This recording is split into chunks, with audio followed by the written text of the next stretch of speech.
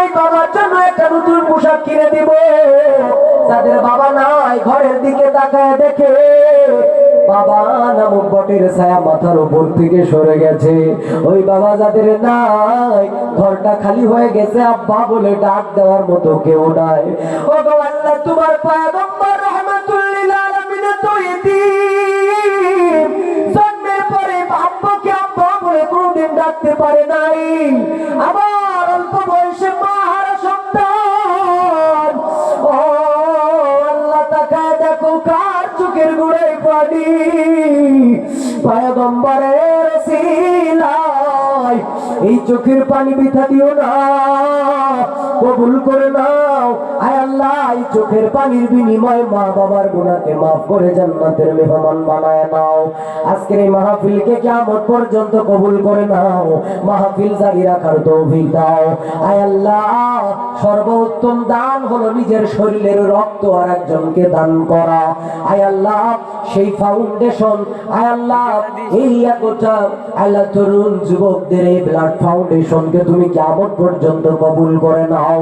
এই সংগঠনের যুবক যারা জানি না কোন মা বাবার সন্তান, আয় আল্লাহ, আমার কলিজার টুকরা ছোট ভাই আবু জর সহ যত ছোট ভাইয়েরা বড় ভাইয়েরা আজকে এই মাহফিলের জন্য সহযোগিতার হাত বাড়াইলো, মাথার ঘাম পায়ে ফেলে খেয়ে না খেয়ে সারাটা দিন পরিশ্রম করে এই মাহফিলের আয়োজন করলো।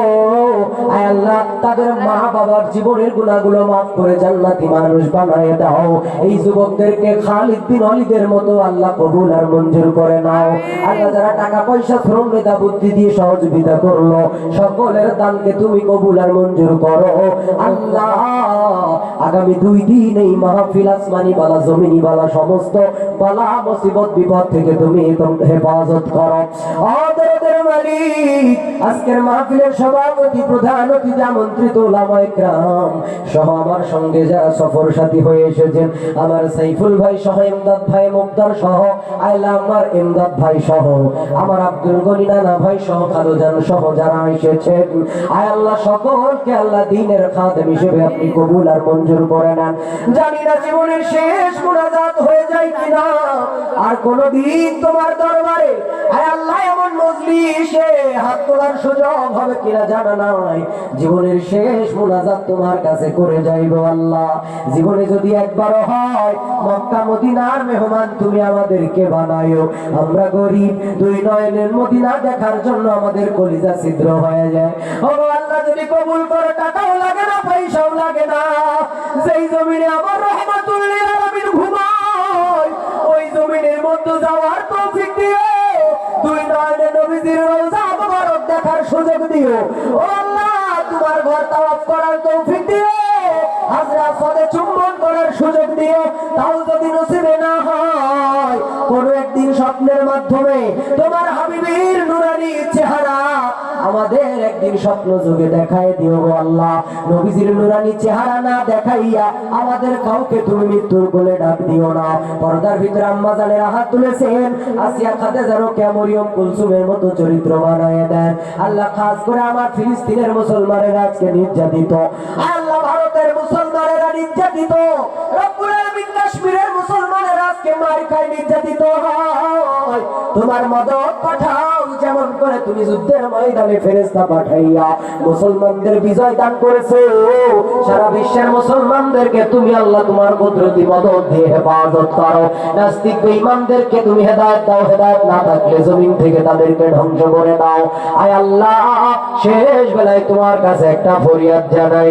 জানি না কখন মালাকুল মউত শিয়রে হাজির হয়ে যায়। যখন মালাকুল মউত শিয়রে হাজির হয়ে যাবে, জানি না কোন অবস্থায় মরণ হবে রে মালিক।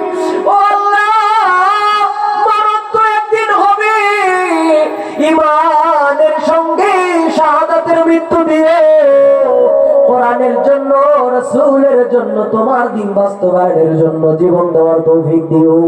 আয় আল্লাহ, আল্লাহ মৃত্যুর সময় জবানের ভিতরে কালেমা তুমি নসিব করে দিও।